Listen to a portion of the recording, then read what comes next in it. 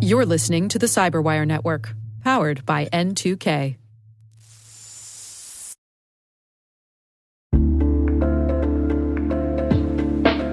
Hey everybody, I want to take a few minutes here and talk about our sponsor, Splunk. You know, you need to keep operations humming around the clock, but potential disruptions are everywhere. Splunk helps you predict problems and find and fix issues fast, so you can reduce risk and ditch downtime. The world's largest enterprises rely on Splunk's unified security and observability platform to become more efficient, resilient, and innovative. With Splunk, you can react quickly, evolve faster, and be ready for anything. Stay ahead of disruptions. Learn more at splunk.com/resilience.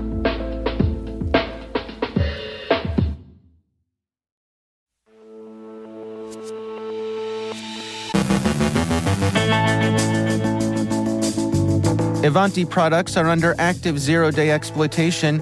Phemedrone is a new open-source info stealer. Bishop Fox finds exposed SonicWall firewalls.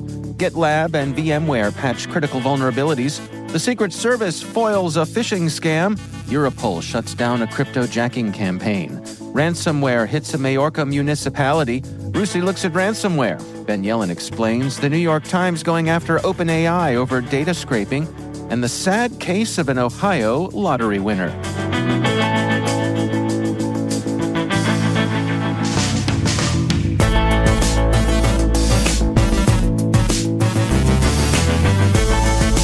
It's Tuesday, January 16th, 2024. I'm Dave Bittner, and this is your CyberWire Intel Briefing.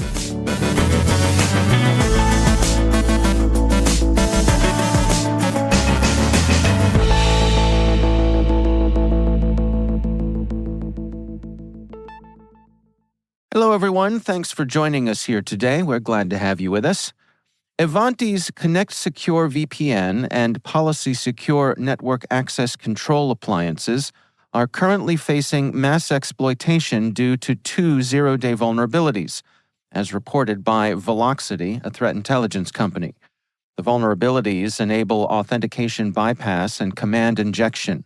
These have been actively exploited in widespread attacks since January 11th of this year, affecting a range of organizations globally, including Fortune 500 companies across various industries.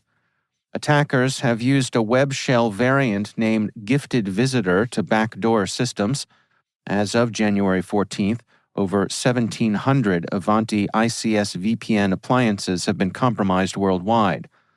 Ivanti has not yet released patches for these vulnerabilities, and administrators are advised to implement vendor-provided mitigation measures on all ICS VPNs and use Ivanti's Integrity Checker tool. Any data on compromised ICS VPN appliances should be considered breached. Shadow Server's threat monitoring service reveals over 16,000 exposed ICS VPN appliances online, with nearly 5,000 in the United States. Attackers, including a suspected Chinese state-backed group, are using these vulnerabilities to execute arbitrary commands on affected devices. Mandiant has identified 5 custom malware strains in these attacks, aimed at dropping web shells, deploying additional malicious payloads, and stealing credentials.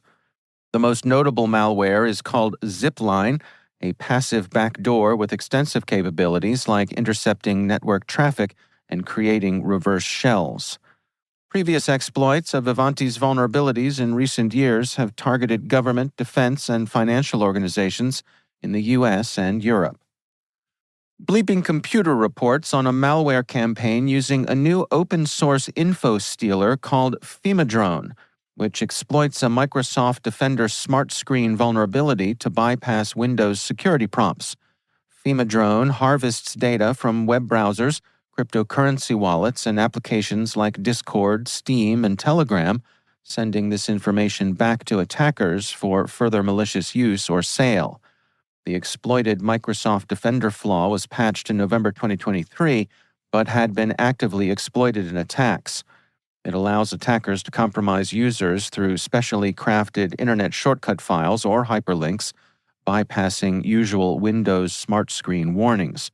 This vulnerability poses a heightened risk for unpatched systems due to available proof-of-concept exploits. Phemedrone targets data from various applications, including passwords and user information from Chromium and Gecko browsers, crypto wallet data, Discord authentication tokens, FTP details from FileZilla, and hardware and system information. Trend Micro notes that other malware families have also targeted this Windows flaw, including ransomware. Researchers from Bishop Fox discovered that over 178,000 Internet-exposed SonicWall next-generation firewalls are vulnerable to exploitation.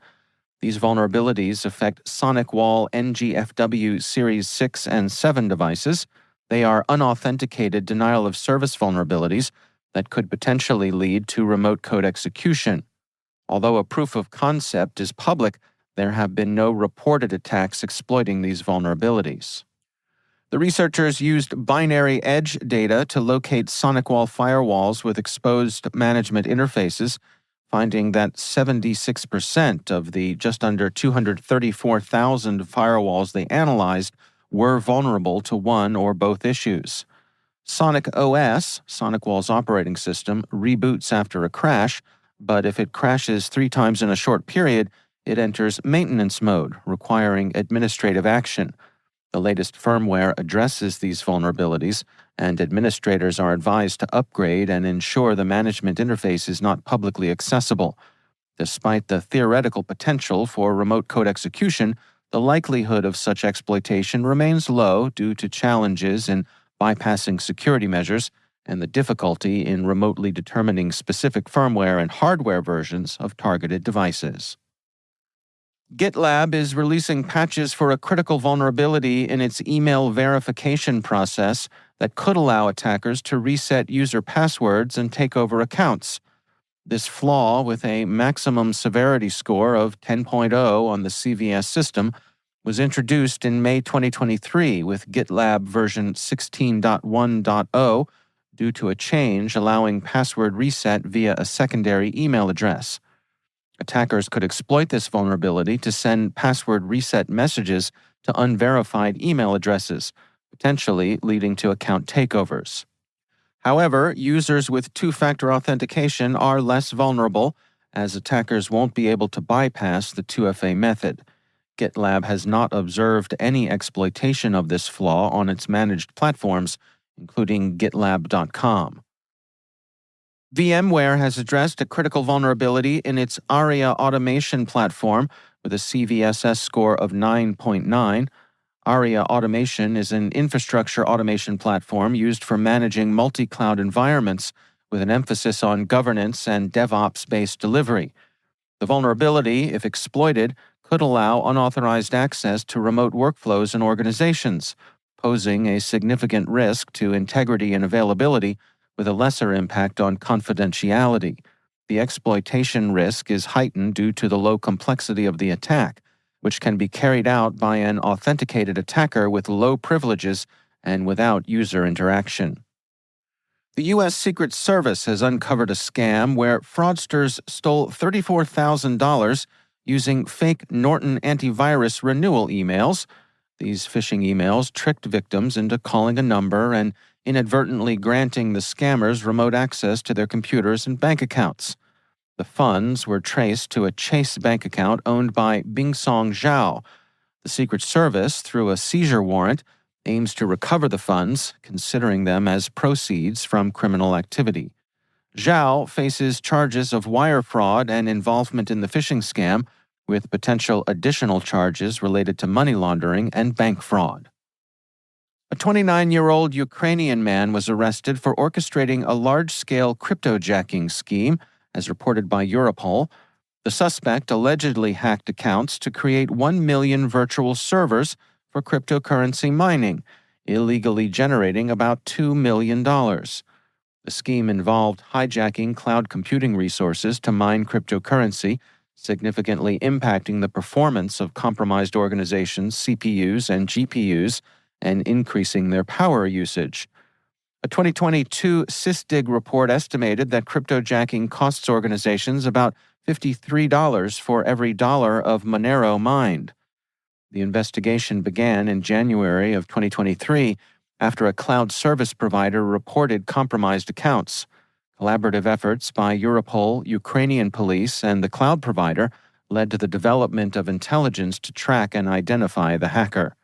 Authorities arrested the suspect on January 9th, seizing computer equipment, bank and SIM cards, and other evidence.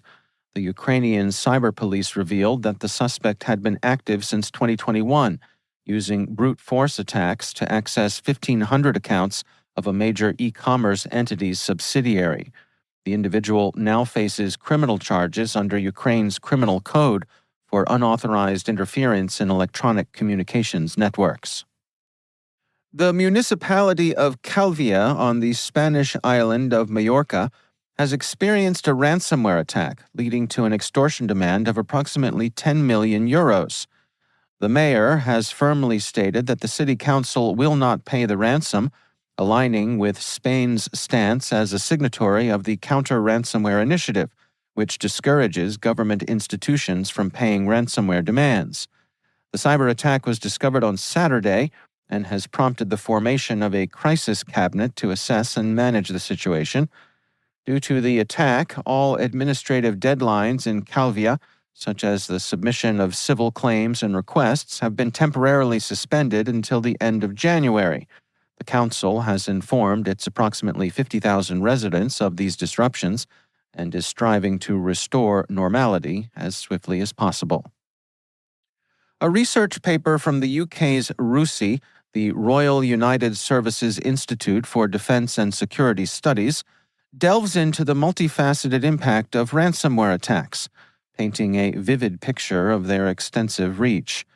It reveals that organizations of all sizes are at risk, with ransomware posing a significant threat not just to their financial stability, but also their reputations. The consequences of these attacks stretch far beyond mere financial losses. Individuals, ranging from employees to healthcare patients and students, are subjected to both physical and psychological trauma, highlighting the human cost of ransomware. Furthermore, the study underscores the broader societal implications of ransomware. These attacks disrupt supply chains, erode public trust in law enforcement and public services, and contribute to the normalization of cybercrime. They also provide strategic advantages to hostile states that harbor the cyber criminals responsible for these disruptions. One critical finding is the differentiation in the severity of harm based on the attack's nature. Attacks that encrypt IT infrastructure inflict more severe damages compared to those involving data theft and leakage. The research highlights that the ransomware ecosystem currently finds less profitability in exploiting stolen data for fraud compared to direct extortion tactics. The report provides a comprehensive picture of ransomware's pervasive and multi-layered impact, setting the stage for future research focused on developing strategies to mitigate these wide-ranging harms.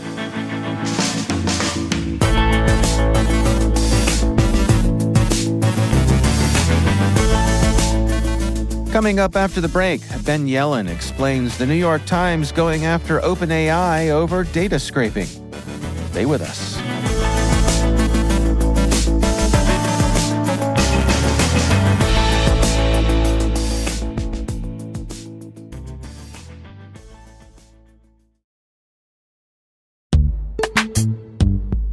From dozens of spreadsheets and screenshots to fragmented tools and manual security reviews, managing the requirements for modern compliance and security programs is increasingly challenging. Vanta is the leading trust management platform that helps you centralize your efforts to establish trust and enable growth across your organization. Over 6,000 companies partner with Vanta to automate compliance, strengthen security posture, streamline security reviews, and reduce third-party risk. CyberWire Daily listeners can get $1,000 off Vanta by going to vanta.com/cyber. That's VANTA.com/cyber.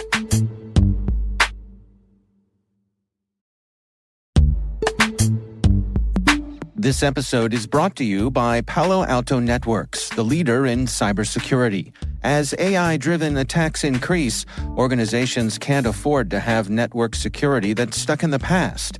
Discover how Palo Alto Networks can help you predict what's coming and proactively secure against it with a zero-trust, AI-powered network security platform built to secure whatever, whenever, wherever. To learn more, visit paloaltonetworks.com/network security platform.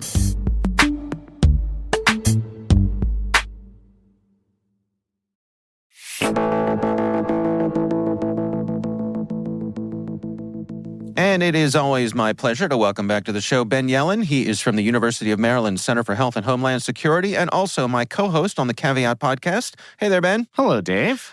Interesting news this week about the New York Times coming after OpenAI over, I guess, is it fair to say, the scraping of their data? Yeah, we have a major copyright case upon us here from the old gray lady, as they call it. Right. So the New York Times, and I think they're not going to be alone in filing this lawsuit. They were just the first one, filed suit against both OpenAI and Microsoft, who operate the biggest generative AI platforms at the moment. Mm-hmm. And the cause of action is copyright infringement.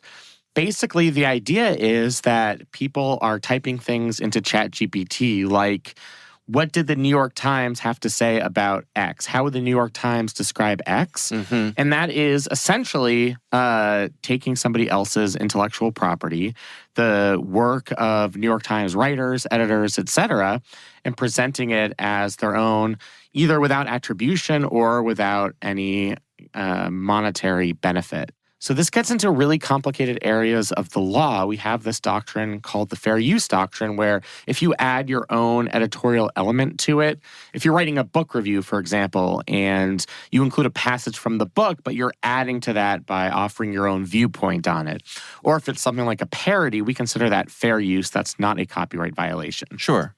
But I think the allegation here is there really isn't any fair use because in a lot of these cases, it's basically the equivalent of copying and pasting what might be an article that's behind a paywall, for example. So ChatGPT, so OpenAI and Microsoft have yet to even respond to this lawsuit.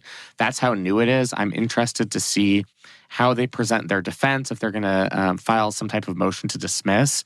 I know you and I talk about the molasses-esque speed of our legal system, and this just especially stood out to me. The New York Times article, it's self-referential, about their own lawsuit basically said, this is such a novel legal issue that it might not get figured out for a decade. Wow. Because we're going to have dueling motions and perhaps a case if they don't settle. And then, well, that's a federal district court case, and it'll go to a circuit court, and then maybe the U.S. Supreme Court. Yeah. And they talked to an expert in this field in the article, and he said a decade is an eternity in the market that we're currently living through. Right. I think that's true, and I think this is a great example of, I wish there were some way to expedite our legal system so that we could resolve this issue before it's too late. One of the interesting things that caught my eye in this lawsuit was the New York Times is making the point that when these large language models do the thing that's often described as hallucinating, right, where they make up things, that could be detrimental to the Times because it could be attributing things to the Times that the Times didn't actually say. Right. I mean, you could have a defamation suit there. Very clearly, especially if the Times would suffer reputational harm. I think that's going to be a whole other venue for legal challenges.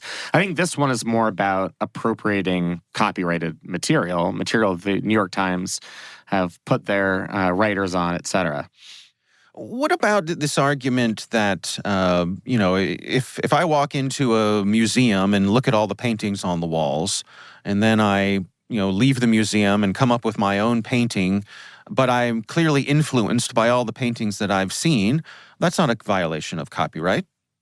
Right. I mean, I think we're going to have to delineate the line between being influenced by something and copying and pasting, or what's essentially copying and pasting directly from the suit itself. Right. And I don't know if we've developed a proper dividing line there, and I'm not sure there is a way to do it. I mean, you could have something that's in the style of the New York Times, but if it's so close to the actual content that the Times created, then I think even if it's not word for word, it is a copyright violation. What some of these media companies have done, and I think will do, is come up with licensing agreements with companies like OpenAI, where they get together and say, let's avoid litigation. We'll come up with an agreement. Whatever that agreement is, you pay us X amount of money. So we're licensed to reprint, to a certain extent, material that's been drafted from your news source. I think that's the best short-term solution here. It's going to require intense negotiations, and maybe the sides won't be able to reach an agreement. But it has happened already. I think they mentioned this article that a couple of news sources have already come up with these data licensing agreements with OpenAI. Yeah. One of them is Axel Springer, which owns outlets like Politico and Business Insider, and then the Associated Press as well. I think the New York Times wants to have these conversations with Microsoft and OpenAI, and I think the threat of a lawsuit would be a way to spur those conversations. That'll certainly get their attention. Absolutely. I've seen criticism of this lawsuit where in order to get the ChatGPT, for example, to spit out something verbatim, they had to put in such a specific prompt, basically, luring the system into spitting out things, or putting such tight guardrails on the system that it had very little choice but to spit out something verbatim from the original, and that this isn't what the large language model attempts to do under normal circumstances. This is a bit of an edge case. Right. But in some cases, if I asked you to print a copy of something that was copyrighted, and my direct ask was give me an exact copy of it, and I presented it as my own produced work, that would still be a copyright violation, even if it was not something done in the normal course of business. Right. I still think there is a problem in these limited circumstances where somebody says, what would David Brooks say about X subject? And, the answer is going to be pretty directly cribbed from something that David Brooks himself wrote, if not his exact op-ed. Yeah. And I just don't think we've figured out a way to solve this problem yet. I think the best way to do it is these types of licensing agreements, which can only be spurred by this type of litigation, I think. Well, we'll hold on to the bar for a decade-long roller coaster ride. That means you're going to have to keep me around for the next decade, so I'll take it. All right, fair enough. Ben Yelin, thanks so much for joining us. Thank you.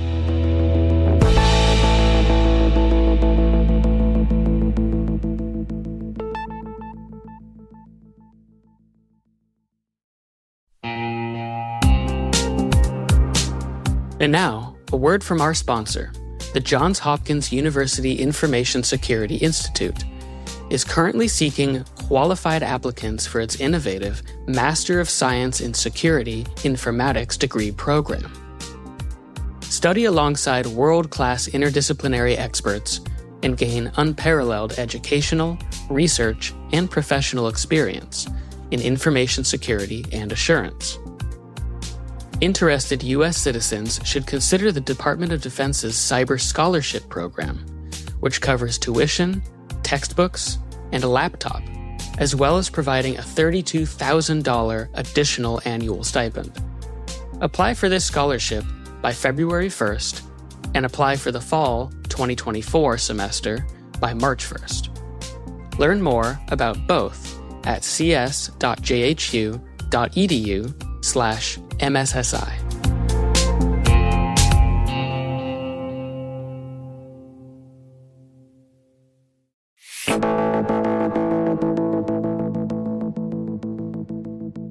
And finally, the Akron Beacon Journal in Ohio shares the sad case of Edward Riley, an 85-year-old Ohio resident who encountered difficulties cashing in his $1,000 lottery scratch-off win due to a cybersecurity incident at the Ohio Lottery.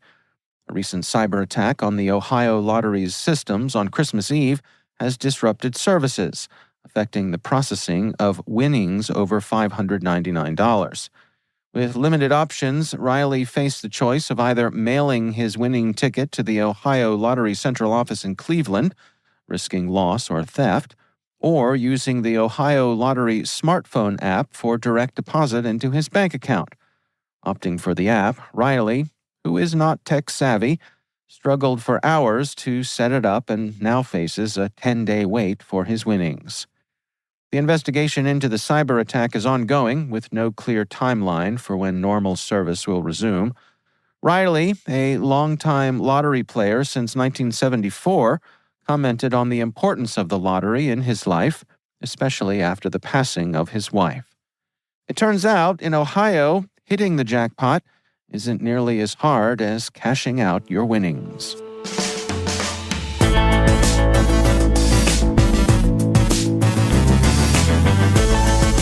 And that's the CyberWire. For links to all of today's stories, check out our daily briefing at thecyberwire.com. We'd love to know what you think of this podcast. You can email us at cyberwire@n2k.com. Your feedback helps us ensure we're delivering the information and insights that help keep you a step ahead in the rapidly changing world of cybersecurity. We're privileged that N2K and podcasts like the CyberWire are part of the daily intelligence routine of many of the most influential leaders and operators in the public and private sector, as well as the critical security teams supporting the Fortune 500 and many of the world's preeminent intelligence and law enforcement agencies. N2K Strategic Workforce Intelligence optimizes the value of your biggest investment, your people. We make you smarter about your team while making your team smarter. Learn more at n2k.com. This episode was produced by Liz Stokes. Our mixer is Trey Hester, with original music by Elliot Peltzman. Our executive producers are Jennifer Iben and Brandon Karp. Our executive editor is Peter Kilpie, and I'm Dave Bittner. Thanks for listening. We'll see you back here tomorrow.